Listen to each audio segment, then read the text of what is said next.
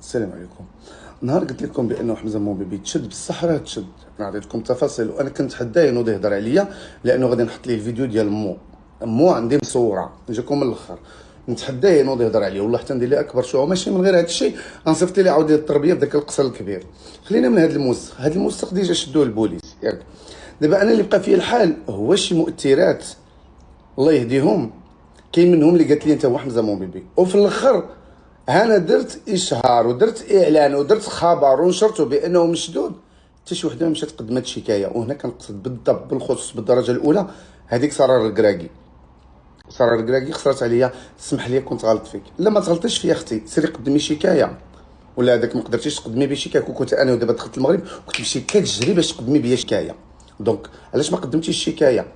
زيد عليها خوله كوين وراجلها، زيد عليها شيماء شين وراجلها، زيد عليها واحد الممثله ما غنقول سميتها بطبيعه الحال لانه الا قلت سميتها غادي نخلق الضجه من جديد عليها. واحد الممثله مغربيه مثلت غير في واحد مؤخرا هي من الناس دوك الابطال دا ليها ايفون 17 و3 المليون من غير واحد مولات لاجونس اللي كاينه في الرباط فلوسيو سميتها لمياء غنقول سميتك عطاتو 10 المليون.